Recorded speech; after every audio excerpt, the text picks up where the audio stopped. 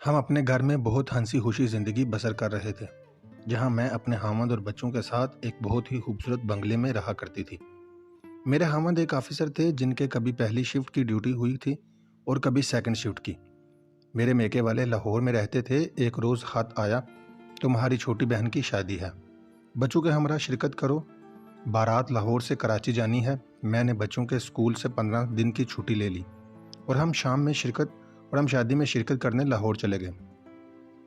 10 दिन पलक झपके ही गुजर गए। शादी का हंगामा खत्म हुआ और मैंने वापसी की तैयारी कर ली। अभी मैं स्टेशन से घर पहुंची ही थी कि एक लड़की आ गई। खासी खूबसूरत थी। वो बेधड़क मेरे घर में चली गई। आते ही नौकर की आवाज़ देने लगी, बोली, अरशद साहब कहाँ हैं? अपने मियाँ का नाम सुनकर मैं कमरे से बाहर निकली। वो बरामदे में खड़ी थी। मुझे देखकर ठटकी, फिर घबरा कर वापस लौटने लगी। मैंने कहा, आप अंदर आइए, तशरीफ़ रखिए और मुझे बताइए कि आपको अरशद साहब से क्या काम है। वो कहने लगी, बस इन ही से काम है, मैं फिर आ जाऊंगी। मैंने सवाल किया कि आपकी कहाँ की हैं, अपना नाम तो बता जाएं। मैं इन्हें क्या बताऊं कि कौन आया था, लेकिन इस लड़की ने मेरे इन सवालात का कोई जवाब ना दिया। मैं हैरत से इसको जाते हुए देख रही थी। हमारी कॉलोनी में शाम को सब ऑफिसर्स की बेगमात मिलकर गपशप किया करती थी और रात को 10 बजे तक तमाम एक दूसरे से इसी तरह हंसती बोलती अपने अपने घर को चली जाती थी। हमारी ज़िंदगी बड़ी शाहाना, हसीन और दिलकश थी। जब अरशद ड्यूटी से लौटते थे तो सबको कभी सैर को ले जाते तो कभी किसी को गेम खेलते। ज़िंदगी की हकीकी मसरतों से हर वक्त लबरेज हो रहा था। इस रोज़ अरशद शाम को ड्यूटी ख़त्म करके लौटे। हैरान हुए और बोले, अरे आप लोग तो 15 दिन लाहौर में गुजारने गए थे और 10 दिन बाद लौट आए हैं। मुझे अपने आने की इतला भी नहीं दी। मैं स्टेशन पर लेने आता। मैंने कहा, अरशद बस ऐसे ही बैठे बैठे जी घबरा गया, दिल उदास होने लगा, तो मैं बगैर टिकट कराए ही रेलगाड़ी से सवार हो गई। अपने घर आकर बड़ा सुकून मिला। सोचा शादी का हंगामा तो निमट गया, अब 5 दिन हवा वहाँ रहने की क्या फ़ायदा है। बच्चों के स्कूल का खर्च हो रहा है। खैर, वो हमारे इस तरह आने से भी खुश हो गए। बच्चे अपने पापा से लिपट गए थे। रात को बच्चे अपने कमरे में सो गए और मुझे कुछ फुर्सत हुई तो याद आया कि आज एक लड़की अरशद का पूछने आई हुई घर थी। मैंने इनसे कहा, जाने कौन थी और आपसे क्या काम था। कुछ बताया भी नहीं इसने। शायद कॉलोनी में किसी के घर मेहमान आए होंगे, इनमें से कोई ना हो। 4 दिन गुजरे। एक सुबह अरशद ड्यूटी पर जाने के लिए निकले ही थे कि वो फिर आ गई। आते ही सवाल किया, अरशद साहब क्या चले गए थे? मुझे इनसे मिलना था। मैं इस वक्त गेट पर खड़ी थी, क्योंकि मैं हमेशा अरशद को गेट पर अलविदा कहकर खुद गेट बंद करती थी। अंदर आ जाइए। मैंने इस रोज़ भी पूछा कि आप कौन हैं और किसके घर से आई हैं और आपको अरशद से क्या काम है, लेकिन इसने मुझे कुछ बताया नहीं। लड़की ने इन सवालात का जवाब देने के बजाय सिर्फ इतना कहा कि चलती हूँ, मुझे जल्दी ही, और वो गेट्स पर ही वापस चली गई। अब मैं कुछ शशोपंज में पड़ गई कि आखिर ये कौन है, इसको मेरे हामद से क्या काम है। नाम भी नहीं बताती। मैंने समझा कि मेरे हामद ऑफिसर हैं और ये ज़रूरतमंद होगी, कोई काम होगा, किसी मुश्किल में गिरफ्तार होगी, मुझे बताना नहीं चाहती होगी। रात को मैंने अरशद से इसका जिक्र किया तो वो कहने लगे, मेरी जान, आप भी कमाल की बात हैं, हमेशा अधूरी बात करती हैं। कम अज़ कम इससे मालूम तो किया होता कि वो किस घर से आई थी। अच्छा, आज मैं सुबह ही शिफ्ट में जाकर पूछूंगा कि मेहमान किसके यहाँ आए हुए हैं। दिन के 2 बजे अरशद ने आकर खाना खाया और ख़ुद ही मुझे बताया कि मैंने तो सबसे पूछ लिया है कि आपके घर में कोई मेहमान तो नहीं आए, मगर किसी ने भी जवाब नहीं दिया। शायद वो कहीं बाहर से आई होगी। खैर, आप आए तो नाम मालूम कर लेना। इसके बाद काफ़ी दिन गुजर गए। मैं इस लड़की को भूल गई कि एक दिन वो अचानक दोपहर को फिर आ गई।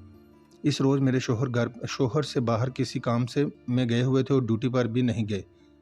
मैंने अपने बेटे को इशारा किया कि जाकर गेट को ताला लगा दो। इसने आते ही सवाल किया, अरशद साहब कहाँ गए हैं और कब आएंगे? इस बार मैंने कुछ दरश्ती से कहा, जब तक मुझे अपना नाम पता नहीं बताओगी मैं तुम्हें कुछ न बताऊंगी। इस पर वो वापस जाने लगी, लेकिन गेट पर ताला देखकर परेशान हो गई। अब मेरी बारी थी। मैंने कहा, तुम जानती हो मैं कौन हूँ? मैं अरशद की बीवी हूँ और ये घर जहाँ तुम खड़ी हो मेरा है। आहर तुम्हें अरशद से क्या काम है? आहर तुम क्या चाहती हो? वो बोली, मैं सिर्फ अरशद साहब से मिलना चाहती हूँ, काम भी इन्हीं को बताऊंगी। आहर क्या कौन सा ज़रूरी काम है जो मुझसे राज बनाकर छुपा रही हो? यह अपने हामद से पूछना कि मैं कौन हूँ और मुझको इनसे क्या काम है। मैंने कहा, मैंने इनसे पूछा था लेकिन वो तुमको जानते ही नहीं हैं। नहीं तो क्या बताएंगे? कहने लगी, वो मुझे जानते हैं और बहुत अच्छी तरह जानते हैं। मैंने कहा, बकवास ना करो, यूं घर में चली आती हो जैसे तुम्हारा घर हो, फिर मुझको परेशान करके चली जाती हो। आज तो मैं गेट नहीं खोलूंगी जब तक कि वो मुझको तुम असल बात नहीं बताओगी। वो गुस्से में लाल पीली हो गई। कहने लगी, हट जाओ मेरे रास्ते से, जो मैं कहूँगी सुन ना सकोगी। मैंने कहा, क्यों नहीं सुन सकती? मुझे हौसला है सुनने का, तुम कहो तो सही। तो सुनो, तुम्हारे हामन ने मुझसे शादी का वादा किया है और वो मुझसे शादी करना चाहते हैं। मैं थोड़ा उठी। मैंने इसका गिरेबान पकड़ लिया और कहा कि देख लड़की, कान खोलकर सुन ले। वो 4 बच्चों के बाप हैं और हर वक्त इनके पास मैं रहती हूँ, और अगर मैं बाजार भी जाती हूँ तो वो मेरे साथ होते हैं। वो तो कभी अकेले कहीं नहीं जाते। तो कैसे कह रही है कि वो तुझसे मिलते हैं और वो शादी भी करना चाहते हैं? काफ़ी तकरार के बाद मैं अपना गुस्सा जब्त ना कर सकी और मैंने इसके मुंह पर 2 थप्पड़ रसीद कर दिए। इसके तो होश उड़ गए और वो रोने लगी। मैंने कहा, खामोश रहो, तुम मेरे हामद को बदनाम कर रही हो, इस 4 बच्चों के बाप को रुसवा करने पर तुली हुई हो। वो एक बड़े ऑफिसर हैं और ये इनकी नौकरी का मामला है। इनके कैरियर पर क्या असर पड़ेगा ये तुम नहीं जानती। इस पर इसने कहा, मुझे तो वो कहते हैं कि मैं तुमसे शादी करूंगा, चाहे इसके लिए मुझे ये नौकरी ही क्यों न छोड़नी पड़े।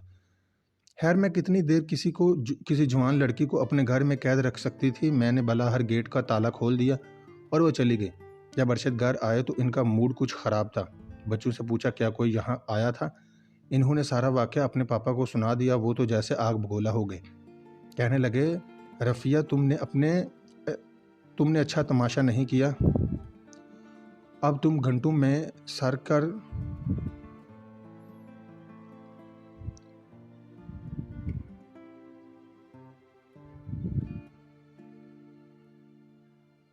रफ़िया, ये तुमने अच्छा तमाशा नहीं किया। अब तुम घुटनों में सर देकर रोगी। इसके अगले दिन इन्होंने नौकरी से इस्तीफ़ा दे दिया और इसके बाद वो कराची चले गए। सऊदी अरब में एक आसामी का इंटरव्यू देने के लिए जब वापस आकर इन्होंने मुझे और मेरे बच्चों को मेरे माँ बाप के घर छोड़ा और खुद सऊदी अरब चले गए। इनको गए हुए 4 साल हो चुके हैं। इन्होंने पलटकर हमारी खबर तक नहीं ली। अब बच्चों का ये हाल है कि वो ना पढ़ते हैं और ना ही कोई काम करते हैं।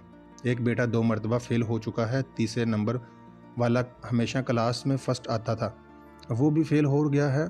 छोटा 5 साल का है मगर वो किसी कीमत पर स्कूल नहीं जाता। मैं बहुत बीमार रहने लगी हूँ। अरशद को सऊदी अरब हाथ लिख लिख कर थक गई हूँ। कोई जवाब नहीं दिया। अल्लाह का शुक्र है कि मुझे इन्होंने अभी तक तलाक नहीं दी, लेकिन अब तक मुझे ये पता नहीं चला कि वो लड़की कौन थी और जो कहती थी सच कहती थी या गलत, और ये कि अरशद ने इससे दूसरी शादी तो नहीं कर ली। मुझे किसी से भी ये पता ना चल सका कि असल मामला क्या था, और ना ही मेरे हामन ने मुझे कुछ बताया। मुझे बदनसीब को तो ये भी खबर नहीं कि मेरा क्या कसूर था, जो इस तरह मेरी अच्छी भली हंसती मुस्कुराती ज़िंदगी में भूचाल आ गया। अरशद, अगर तुम ये सतूर पर लो तो तुम्हें अल्लाह का वास्ता घर आ जाओ। मेरा कसूर अगर कोई है तो माफ़ कर दो।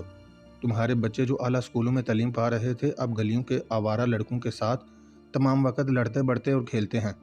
इन पर कुछ तरस खाओ। बड़ा बेटा 12 साल का है। तमाम दिन वो घर नहीं आता, न जाने कहाँ जब फिरता रहता है। बाप के बगैर बच्चे बेसाया हो गए। काश कोई मुझे बता देता कि अरशद ने ऐसा क्यों किया। शीन, मुल्तान।